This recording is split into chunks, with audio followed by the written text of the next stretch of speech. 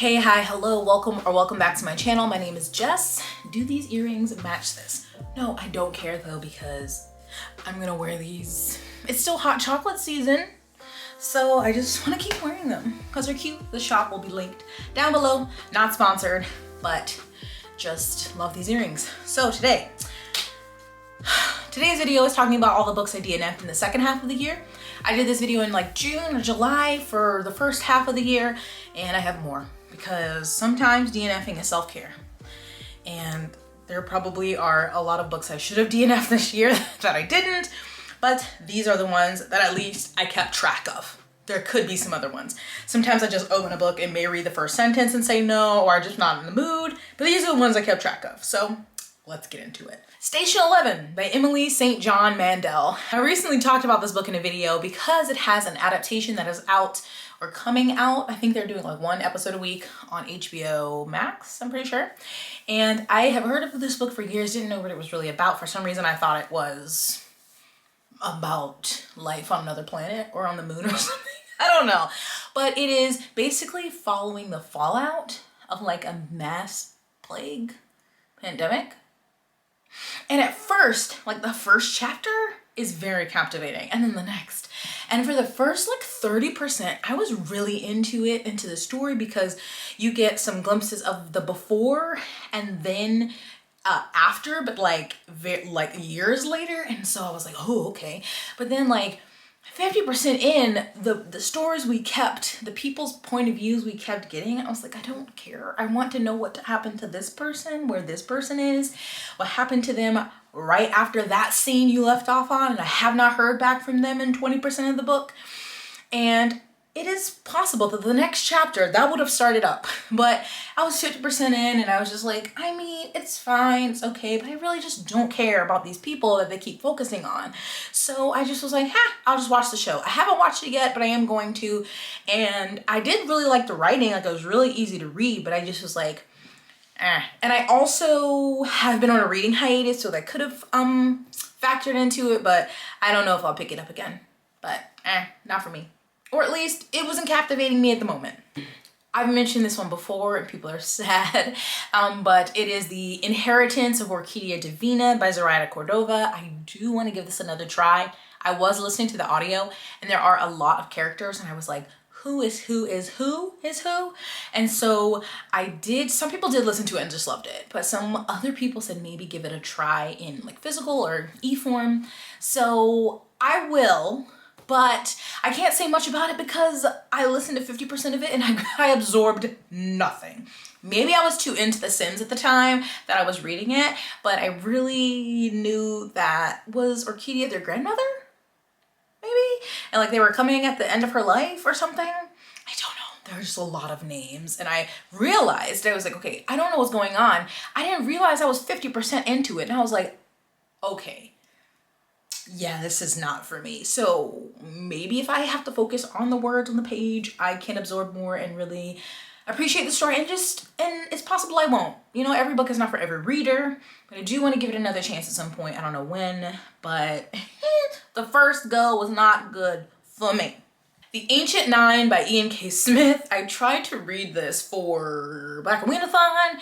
It is a thriller. It's set at Harvard in the late 80s, and we have secret societies. Sounds great. By a Black author. Even better. But this was a mess. I don't know how much I got into it. 150 pages. Maybe it was like 400 total. I know a lot of people commented when I did my wrap up and talked about this book that Jessie from Bow Ties and Books has a whole video on their channel about this book. So I'll link that if you want to watch it, because I watched it and I was like, yikes. I'm so glad I DNF'd, because it just becomes more terrible as you keep reading. Apparently there's a lot of transphobia in it. I didn't get to that part. But what I did not like was, well, one, I was just bored. And then the main character, and Jessie talks about this too, it's just like so nothing, like a shell. He's like a caricature. He really has no story. Main character is Black. He has a friend at Harvard that is white and super rich. And the way they talk about and treat women in this story, oh my God.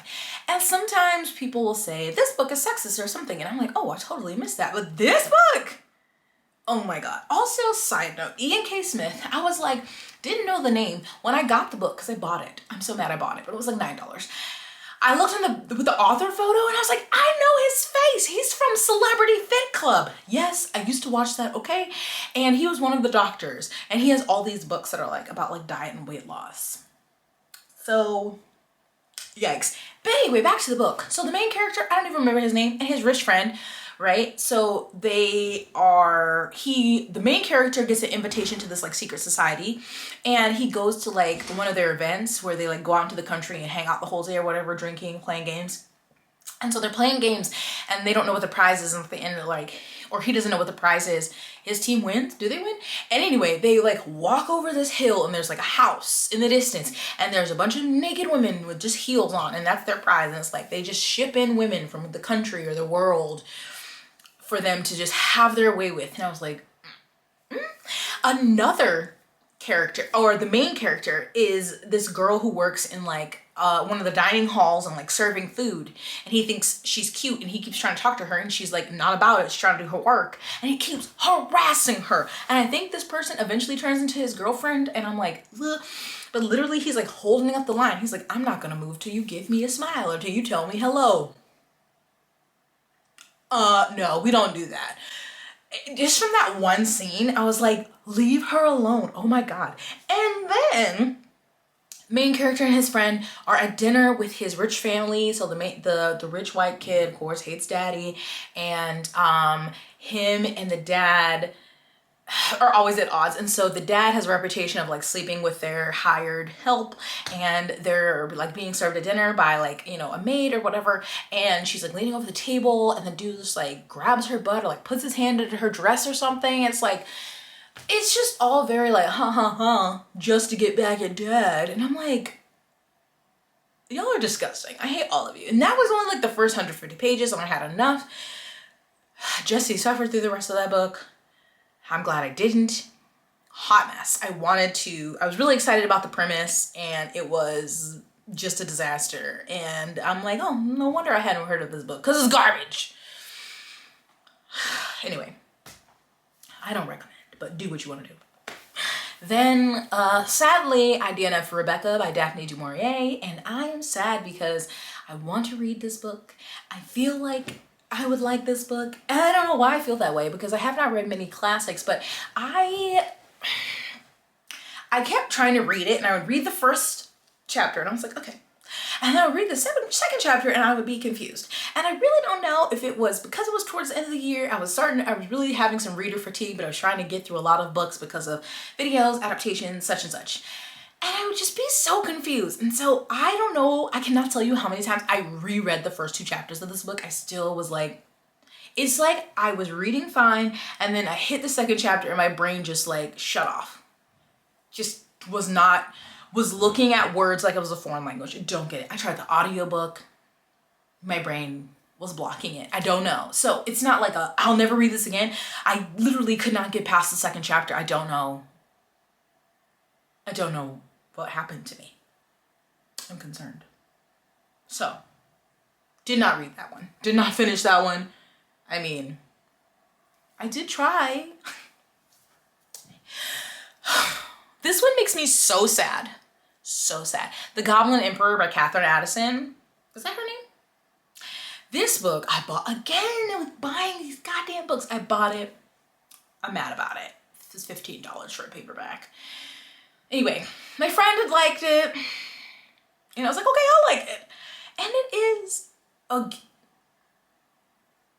I keep trying to make myself feel better about DNF, and I'm like, maybe it was my mood. And no, like I don't know. It is a very slice of life fantasy. So is he a goblin? He's like the youngest, unwanted, like discarded child of the emperor or whatever, and he never expects to become emperor, but then his dad and brothers die in a plane crash, and he is all of a sudden the emperor, and so he has to learn a lot of things about like court politics because he hasn't, you know, he's just been cast off to this place and he has to learn a lot about, yeah, politics and maneuvering and running an empire and stuff. And it's all of that. It's just very much day to day running things. And I was just bored. But also, Catherine worked my last nerve with the words. I understand the fantasy. You're gonna have made up words for things and different names. I totally understand. But these were unpronounceable. Even listening to the audiobook, I was like, what? Like I could not repeat it. They are ridiculous. I don't know what. Like there wasn't even a part of it that I could latch onto. So I would just like literally be reading it. If I read it with my mind, I'd be like, what? And I just had to like bleh over the name. Or when they would say it, I was like, okay, well, I don't know who that is because that name doesn't make any sense to me. The names were ridiculous. If I can find a screenshot or something, I'll put it on the screen. But I was... Here are a couple of examples from the book. Please, Catherine, what the fuck am I supposed to do with this? What? This is just some. There was more. It was ridiculous. My brain hurt. I was annoyed. Like, ma'am, no. It needs to be simpler, please. It's like annoyed. So I was like bored with the story, but annoyed with the names because I was like, unacceptable. If you want to give them this name, fine. At least in the beginning, give them the name, but then shorten a nickname or something because it was absurd. I do not remember if there was a little glossary thing, but I don't want to be flipping to the little index glossary, whatever, every time there's a character mentioned because their name is 15 letters long and no one can pronounce it. Shout out to that narrator, because I don't know how you did it. I could never.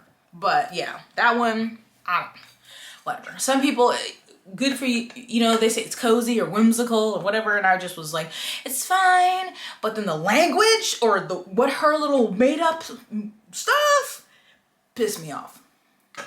I think Elvish is more easier to understand than whatever the fuck her thing was. Hated it. Now, next up. Now don't fight me, because I know how you girls like to tussle, but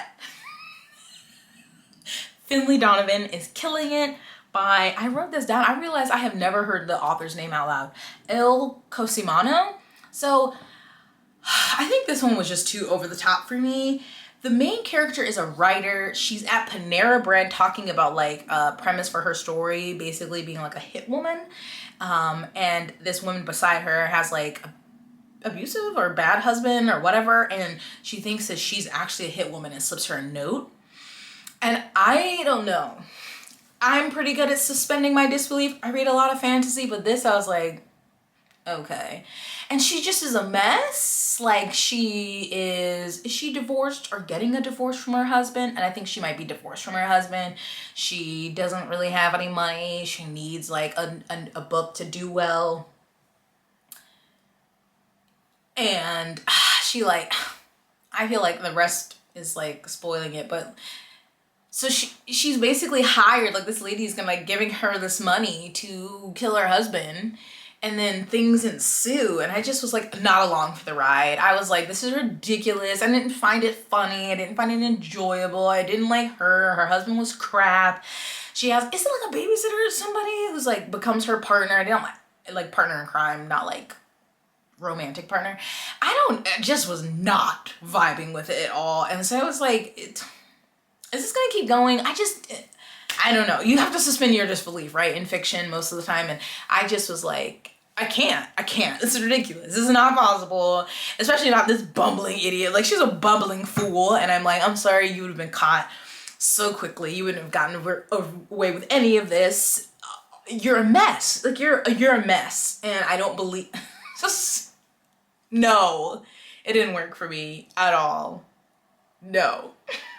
The next one is really sad because I was really excited about this book, and it's Island Queen by Vanessa Riley. And I was, again, I usually read more nonfiction or historical fiction, and this was like historical fiction about like the first Black woman to like own property or something. It was based on a true story.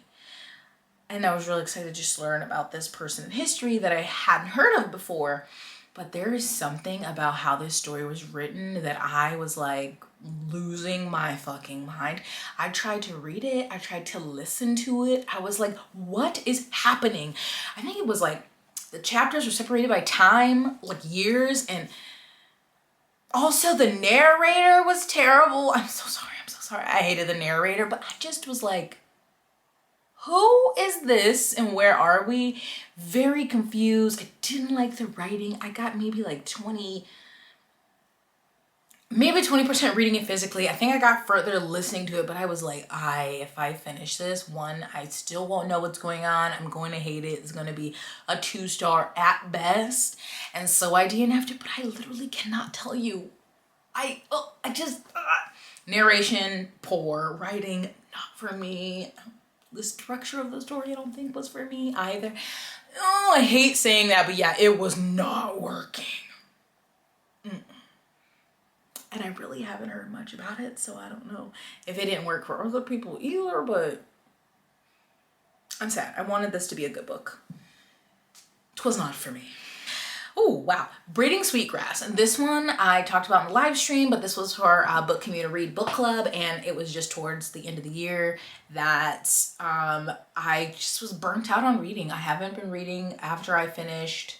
I was trying to finish this like the first week of December, and I just gave up because I wasn't really receiving the message. I wasn't getting much from the book. I was just like listening but not hearing it. Do you know what I'm saying? And there were some moments that really caught me that I was able to speak about in the live show, but I just wasn't grasping it. And I definitely think it is a book that not everyone's gonna love or be able to like receive in the most positive way. I think you kind of have to be of a certain mindset.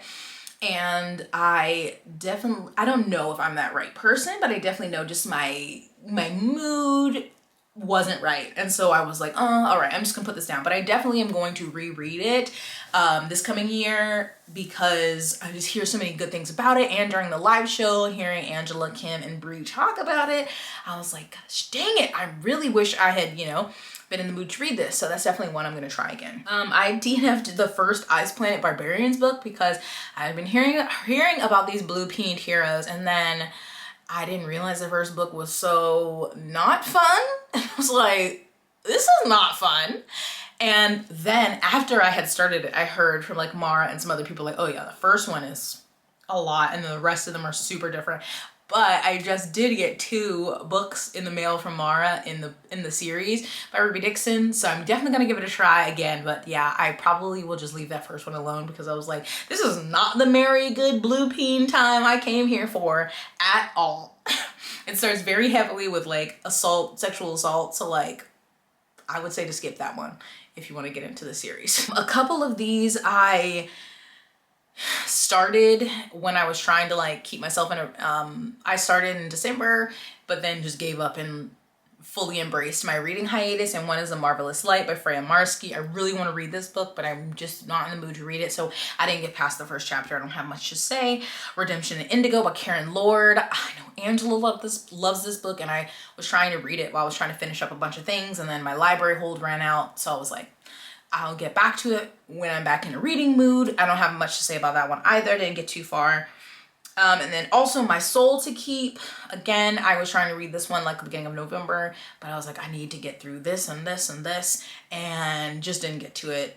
Maybe read, like the first chapter, and again, a library hold expired. So those are ones I did start technically, didn't really get that far, but do want to read them in 2022. And then finally, still have 2 more. Oh my God. Battle Royale by Lucy Parker. I got like 40% into this and I was enjoying it well enough, but I was like, we're almost to the halfway mark and there ain't much romance going on in this romance. Like, I understand a slow burn, but you still gotta have some kind of burn going for it to be slow, and there was no flame. It was ice cold in here. There might have been a slight touch while they were drunk or something, but I was like, get on with it. And like, did I get to 40% or 30%? It was far enough where I'm like, we haven't made any progress towards the romance part of this story. I'm hearing about their baking projects and bakeries and the contest and your tragic backstory and your trauma, and I'm like, okay, but where's the romance? I wasn't getting that. And so my friend had also read this and she was like, yeah, just stop reading it. And I did the same thing. She was, I think a week later, she's like, did you ever finish it? And I was like, you know what? I don't know. I think I just stopped, and then it just returned to the library, and I just don't care to pick it back up because I was like, I really don't care for him, really don't care for her, and y'all are not interacting, so at least maybe your banter or interaction can be good. It was not giving.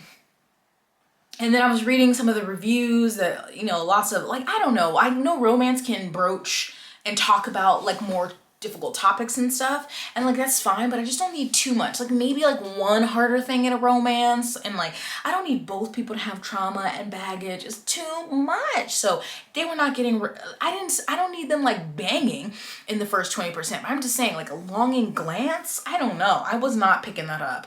So, I probably won't ever finish it. I just let it go back to the library and was like, huh, oh well. And then, okay, finally, lastly, this was like, so Black Reconstruction by W.E.B. Du Bois. So I started reading this with Bethany from Beautifully Bookish Bethany, and this book is like 800 pages of scholarly words in little print. And I got through like 80 pages. It took me a while, and I was messaging Bethany like every day, like, what do you think he meant by this? What does he mean here? It's something I definitely want to get back to. I think I just need to realize that it might not even happen over a month. Like, I just need to read a little bit here and there when I can, and maybe it takes a couple months. That's fine, because it is thick. It is definitely a very like academic text, which I am not that accustomed to reading. So that's not like a, you know, idea. And I just like was reading it, was trying to read other things. She was reading other things. We just kind of fell off. And so I definitely want to get to it. I hope to pick it back up and finish it in 2022, but not in any sort of time frame. Because I was like, I'm going to read it this month. And I don't think reading it in a month is going to be realistic for me unless I put everything else down. And then I don't even think that would work because I'd probably be bored of it. It's very, yeah. So I'm gonna get back to it, but some of these, yeah, I don't know. People love them. Every book isn't for every reader. Sometimes you need a DNF. It's better than getting through, but sometimes hate reading is fun. I'm not gonna lie, okay? I'm not gonna lie. Sometimes hate reading can be fun, or sometimes it maybe a story is a 3-star, but maybe it can turn around by the end. That has happened. I could never be a person that never DNFs, Leona, but sometimes you gotta do what you gotta do. So let me know, have you DNF? One, do you DNF books? I need to know. Do you DNF books? That means did not finish. You didn't know. Do you DNF books? If you do, or if you don't, tell me why. And maybe you should think about doing that. Whew, it's been a year. I don't know how many more videos I got for the end of this year wrap up, but this is the third video I'm filming consecutively, and I'm exhausted. My mouth is dry, so I'm gonna wrap it up here. Give this video a like, subscribe. Follow me on social media if you want. Check out my Patreon if you want. I hope you're having a wonderful day. I don't know. I hope you're having a wonderful holiday season. Stay blessed, hydrate, and moisturize, and sunscreen. I'll see you in the next one.